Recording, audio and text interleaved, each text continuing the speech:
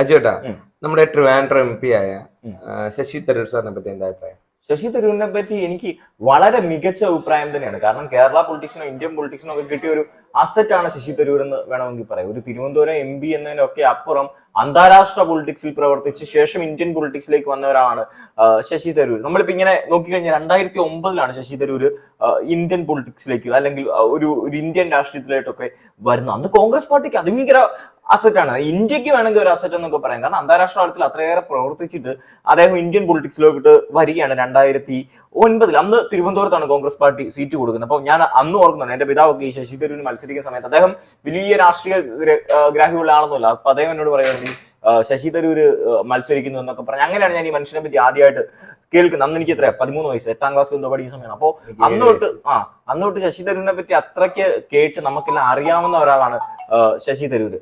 അപ്പോ ഈ മനുഷ്യൻ ഇന്ത്യൻ പൊളിറ്റിക്സിലേക്ക് വരുന്നു, തിരുവനന്തപുരത്ത് മത്സരിക്കുന്നു. ആദ്യ ചാൻസ് തന്നെ ഈസി ആയിട്ട് വലിയ ഭൂരിപക്ഷത്തോടെ മത്സരിക്കുന്നു. ശേഷം ഇന്ത്യയുടെ സഹമന്ത്രിയാകാണ്, വിദേശകാര്യ സഹമന്ത്രിയല്ല, വിദേശകാര്യമന്ത്രി ക്യാബിനറ്റ് റാങ്കോടെ ആക്കേണ്ട വ്യക്തിയായിരുന്നു ശശി തരൂർ. പക്ഷേ ഈ കഴിഞ്ഞ, അതായത് 2009 to 2025 വർഷം വരെയുള്ള 16 വർഷത്തിനിടയ്ക്ക് നമ്മൾ ശശി തരൂരിനെ എത്രമാത്രം ഇന്ത്യൻ പൊളിറ്റിക്സും ഇന്ത്യൻ നാഷണൽ കോൺഗ്രസും ഒക്കെ ഉപയോഗിച്ചു എന്നുള്ളത് വലിയൊരു സംശയമുള്ള കാര്യം തന്നെയാണ്.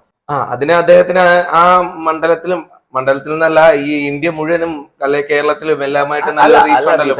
ഇന്ത്യ മുഴുവൻ എന്നല്ല, ലോകമെമ്പാടും റീച്ചുള്ള ഒരു വ്യക്തിയാണ് ശശി തരൂർ. കാരണം ഒരു ഇന്ത്യൻ പ്രധാനമന്ത്രിക്കും ഇന്ത്യൻ പ്രസിഡന്റിനും ഒക്കെ ഒപ്പം തന്നെ റീച്ചുള്ള ഒരു വ്യക്തി എന്ന് പറയാൻ വേണം. കാരണം അന്താരാഷ്ട്ര തലത്തിൽ അത്രയേറെ കോണ്ടാക്ട്സ് ഉണ്ട്.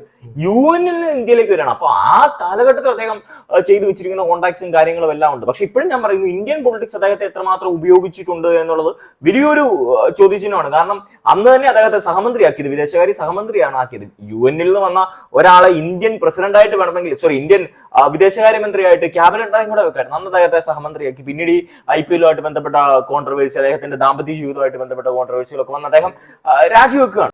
ഈ സമീപകാലത്ത് ഈ പാർട്ടിയിലുണ്ടായ കുറെ പ്രശ്നങ്ങളും കുറെ കോൺട്രവേഴ്സികളും ഒക്കെ ഉള്ള അല്ല, പാർട്ടി എന്നതിലൊക്കെ ഉപരി ശശി തരൂരിന്റെ ഇപ്പോഴത്തെ പോക്ക് എങ്ങോട്ടാണ് എന്ന് വ്യക്തമായിട്ട് നമുക്ക് മനസ്സിലാകാത്ത ഒരു സാധനം. കാരണം ശശി തരൂർ ഇപ്പൊ ഒരു നിഷ്പക്ഷം കളിക്കാനായിട്ട് നമ്മൾ ശശി തരൂര് എന്ന് പറയുന്ന ആള് കോൺഗ്രസ് നിൽക്കുന്നു. അതേസമയം തന്നെ ശശി തരൂര് നരേന്ദ്രമോദിയെ പുകഴ്ത്തുന്നു. അതേസമയം തന്നെ പിണറായി വിജയനെ പുകഴ്ത്തുന്നു. കോൺഗ്രസിന്റെ അഭിപ്രായം പറയേണ്ട സാഹചര്യത്തിൽ കോൺഗ്രസിന്റെ അഭിപ്രായം പറയുന്നു.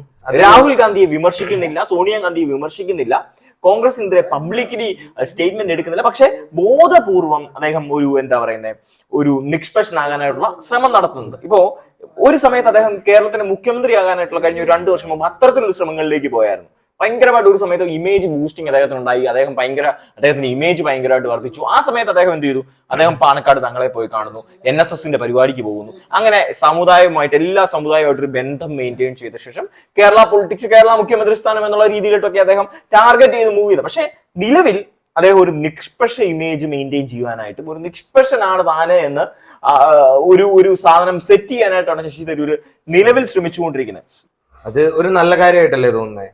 നല്ല കാര്യം എന്നതിലുപരി എനിക്ക് തോന്നുന്നു ശശി തരൂരിന്റെ ലക്ഷ്യം ഒരു പക്ഷേ അദ്ദേഹം ടാർഗറ്റ് ചെയ്യുന്നത് ഇന്ത്യയുടെ ഉപരാഷ്ട്രപതി പദവിയോ അല്ലെങ്കിൽ ഇന്ത്യൻ പ്രസിഡന്റ് ആകുക എന്നൊക്കെ ഉള്ള ഒരു പരിപാടിയായിരിക്കും. കാരണം ഞാൻ ഇപ്പം കാണുന്നത് വെച്ചിട്ടാണെങ്കിൽ ശശി തരൂര് അധികം വൈകാതെ തന്നെ ഇപ്പൊ ഈ പറയുന്ന കോൺഗ്രസിനകത്ത് അദ്ദേഹം നടത്തുന്ന സ്റ്റേറ്റ്മെന്റുകളെ പറ്റി അസ്വാരസ്യങ്ങളുണ്ട്. കോൺഗ്രസ് നേതൃത്വത്തിന് അദ്ദേഹത്തിന്റെ സ്റ്റേറ്റ്മെന്റുകളെ പറ്റി വിയോജിപ്പുണ്ട്. പക്ഷെ ശശി തരൂരിനെ തൊടാൻ പറ്റാത്തതുകൊണ്ടാണ് അവർ തൊടാതിരിക്കുന്നത്. പക്ഷെ ഈ അധികം താമസിക്കാതെ തന്നെ ഒരു പക്ഷേ ശശി തരൂരിനെതിരെ എന്തെങ്കിലും നടപടി എടുത്താൽ, അല്ലെങ്കിൽ ശശി തരൂർ തന്നെ സ്വയം ഞാൻ രാഷ്ട്രീയത്തിൽ നിന്ന് മാറി നിൽക്കുന്നു എന്നൊരു സ്റ്റേറ്റ്മെന്റ് നടത്തും. അങ്ങനെ ഒരു സ്റ്റേറ്റ്മെന്റ് അദ്ദേഹം നടത്തുകയാണെങ്കിൽ അദ്ദേഹം കുറച്ചു നാൾ ഇപ്പൊ തിരുവനന്തപുരം MP സ്ഥാനം രാജിവെക്കുന്നു, അവിടെ ഉപതെരഞ്ഞെടുപ്പ് വരുന്നു, വേറൊരാൾ MP ആവുന്നു, അത് വേറെ കഥയാണ്. അവിടെ ഒരു ഉപതെരഞ്ഞെടുപ്പ് ഒക്കെ വരികയാണ്, അതിവാശിയേറിയ പോരാട്ടം നടക്കും. അപ്പോൾ ശശി തരൂർ അത്തരത്തിൽ മാറി നിൽക്കുകയാണെങ്കിൽ 2027 രാഷ്ട്രപതി തെരഞ്ഞെടുപ്പും കാര്യങ്ങളും ഒക്കെ വരുന്നത്. ആ സമയത്ത് ഒരു പക്ഷേ ഇന്ത്യ ഭരിക്കുന്ന പാർട്ടി എന്നുള്ള നിലയിൽ BJP അദ്ദേഹത്തിന് ഉപരാഷ്ട്രപതി പദവി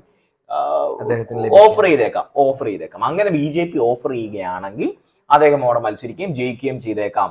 അപ്പം ഈ ശശി തരൂരിന്റെ വേറൊരു പ്രത്യേകത, തരൂരിന് ഒരിക്കലും നേരെ ഇങ്ങോട്ട് പോകാൻ പറ്റില്ല. എങ്ങോട്ടാ? BJPയിലോട്ട് പോകാൻ പറ്റില്ല. കാരണം അദ്ദേഹം എഴുതി വെച്ച ബുക്കുകൾ, അദ്ദേഹം പറഞ്ഞ നിലപാടുകൾ, അദ്ദേഹത്തിന്റെ സ്റ്റാൻഡ്, ശശി തരൂർ സ്റ്റാൻഡുള്ള മനുഷ്യനാണ്. അപ്പോ അദ്ദേഹം പറഞ്ഞതൊക്കെ ഈ പറയുന്ന BJPക്കെതിരെ എക്സ്പോസ് ചെയ്ത് ഒരുപാട് കാര്യങ്ങൾ എഴുതിയും പറഞ്ഞും സംസാരിച്ചിട്ടുണ്ടെങ്കിൽ ഇപ്പൊ അദ്ദേഹത്തോട് ചോദിച്ചാൽ ഇപ്പൊ അദ്ദേഹം പറയും അദ്ദേഹത്തിന് ഇടതുപക്ഷത്തോട്ട് പോകാൻ പറ്റില്ല. ഇടതുപക്ഷത്തോട്ട് പോകാൻ പറ്റാത്തതിന്റെ കാര്യം നരേന്ദ്രമോദിക്ക് അനുകൂലമായിട്ട് സ്റ്റാൻഡ് എടുക്കുന്ന, ബി ജെ പിക്ക് അനുകൂലമായിട്ട് സ്റ്റാൻഡ് എടുക്കുന്ന, ബി ജെ പിയുടെ നിലപാടുകളെ അദ്ദേഹം എതിർക്കുന്നു. പക്ഷെ ബി ജെ പി ചെയ്യുന്ന കാര്യങ്ങളെ സപ്പോർട്ട് ചെയ്യുന്നു. അങ്ങനെ ചെയ്യുന്ന ഒരാളെ, നരേന്ദ്രമോദി പുകഴ്ത്തുന്ന ഒരാളെ സി പി എമ്മിന് എടുക്കാൻ പറ്റില്ല. അപ്പൊ അദ്ദേഹം ചെയ്യാൻ പോകുന്നത് ഒരു പക്ഷേ നിഷ്പക്ഷനായിട്ട് നിന്ന് പയ്യെ ഇന്ത്യൻ ഉപരാഷ്ട്രപതിയാകുക, പിന്നീട് ഇന്ത്യൻ പ്രസിഡന്റ് ആകുക എന്നൊക്കെയുള്ളതായിരിക്കും. ബി ജെ പിയെ സംബന്ധിച്ചും ശശി തരൂർ ഒരു ബ്രാൻഡാണ്. അങ്ങനെയുള്ള കേരളത്തിൽ നിന്നും കൊണ്ടുപോയി, കേരളത്തിലെ ഭൂരിപക്ഷ സമുദായത്തിൽ പെടുന്ന ഒരാളെ കൊണ്ടുപോയി അവിടെ ഇന്ത്യൻ പ്രസിഡന്റോ അല്ലെങ്കിൽ ഉപരാഷ്ട്രപതിയോ ഒക്കെ ആക്കിയാൽ അത് കേരളത്തിൽ ഉണ്ടാക്കുന്ന ഒരു ഇമ്പാക്ട് ഉണ്ട്. പിന്നെ നരേന്ദ്രമോദി ഇപ്പുറത്തെ പാർട്ടിയിൽ നിന്ന് ഒരാളെ കൊണ്ട് ഇന്ത്യൻ ഇന്ത്യൻ വൈസ് പ്രസിഡന്റ് കൊണ്ട് ആക്കി കഴിഞ്ഞാൽ, ഉപരാഷ്ട്രപതി കൊണ്ട് ആക്കി കഴിഞ്ഞാൽ അദ്ദേഹത്തിന് ഉണ്ടാകുന്ന ഇമേജ് എന്ന് പറയുന്ന ചെറിയ കാര്യമല്ല. അപ്പൊ ഒരു ഇന്ത്യൻ പൊളിറ്റിക്സിനെ തന്നെ ഇന്ത്യൻ പൊളിറ്റിക്സിനെ, സൗത്ത് ഇന്ത്യൻ പൊളിറ്റിക്സിനെ, കേരള പൊളിറ്റിക്സിനെ ഒക്കെ വലിയ രീതിയിൽ സാരമായിട്ട് ബാധിക്കും. അതിനൊക്കെ അപ്പുറം തരൂര് വളരും, അദ്ദേഹം ഒരു ബ്രാൻഡായിട്ട് മാറും. ആ brand value B J P ഉപയോഗിക്കും. പിന്നെ തരൂര് ഇന്ത്യൻ ഉപരാഷ്ട്രപതി ആകാനും പ്രസിഡന്റ് ആകാനും ഒക്കെ പറ്റിയ ഒരാളാണ്. കാരണം തരൂരിന് ഇന്ത്യ എമ്പാടും നമുക്ക് ബ്രാൻഡ് ചെയ്യാൻ സാധിക്കുന്ന ഒരാളാണ്. അല്ലെങ്കിൽ നമുക്ക് എന്റെ പ്രസിഡന്റ് ആണ്, എന്റെ പ്രൈം മിനിസ്റ്റർ ആണ്, എന്റെ CM ആണ്, എന്റെ ഉപരാഷ്ട്രപതിയാണ് എന്നൊക്കെ പറഞ്ഞ് നമുക്ക് കാണിക്കാൻ പറ്റിയ ഒരാളാണ് ശ്രീ ശശി തരൂര്. ഞാൻ ചോദിക്കാണ്, ഇങ്ങനെ വരാനില്ല, ഇങ്ങനെ വരാൻ ചാൻസ് ഉണ്ടോ എന്ന്. ഇപ്പോ ശശി തരൂരിന് പാർട്ടിയിലും ജനങ്ങളിലും അത്യാവശ്യം നല്ല സപ്പോർട്ട് ഉണ്ട്. ഇപ്പോൾ ഒരു പക്ഷേ നിങ്ങൾ ഏട്ടൻ പറഞ്ഞ പോലെ ഇതിനകത്ത് നിന്ന് പാർട്ടിയിൽ നിന്ന് രാജിവെക്കുവോ, ഈ MP സ്ഥാനം രാജിവെച്ച് പുതിയൊരു പാർട്ടി തുടങ്ങാനോ? ഇല്ല, പുതിയൊരു പാർട്ടി എന്നുള്ള ഓപ്ഷൻ പൊളിറ്റിക്സിൽ സംഘാടകനും ക്രൗഡ് പുള്ളറും തമ്മിൽ വലിയ ഡിഫറൻസ് ഉണ്ട്. ക്രൗഡ് പുള്ളർ ആകാം, ഒരു സംഘാടകനാണ് ഏറ്റവും അടിത്തട്ടിലേക്ക് പോകണം. ആ അടിത്തട്ടിലേക്ക് പോകാനൊന്നും തരൂരിന് പറ്റില്ല. തരൂര് ഒരു ലോക്കൽ പൊളിറ്റീഷ്യനായി ആളുകളെ കൂട്ടി സംഘടിപ്പിക്കുക എന്നൊക്കെ പറയുന്നത് തരൂരിനെ കൊണ്ട് എത്രമാത്രം അങ്ങനെ പറ്റുന്ന ആൾക്കാരെ കൂടെ കൂട്ടിയാൽ പോലും കേരളത്തിൽ ഒരു മൂന്നാം കൃഷിക്ക് സാധ്യതയില്ല. കേരളത്തിൽ നിന്നോട്ട് മൂന്നാം കൃഷി ഉണ്ടാക്കുക എന്ന് പറയുന്നത് വലിയ ബുദ്ധിമുട്ട്. എങ്ങനെയാണ് അൻവർ ഇറങ്ങി വന്നത്, എങ്ങനെയാണ് അൻവർ ഇപ്പം നിൽക്കുന്നത് മാത്രം നോക്കിയാൽ പോരെ. എന്തായാലും നമുക്ക് നോക്കാം, തരൂരിന്റെ രാഷ്ട്രീയ ഭാഗം നമുക്ക് കണ്ടറിയാം, മനസ്സിലാക്കാം. എന്തായാലും വലിയ രസമുള്ള കാര്യങ്ങളാണ് അടുത്ത 2 ദിവസത്തിനുള്ളിൽ നമുക്ക് പ്രതീക്ഷിക്കാം. എങ്ങോട്ടാണ് മൂവ്മെന്റ് നമുക്ക് പറയാൻ പറ്റില്ല, പക്ഷെ നമുക്ക് ട്വിസ്റ്റുകൾ പ്രതീക്ഷിക്കാം, അല്ലെ?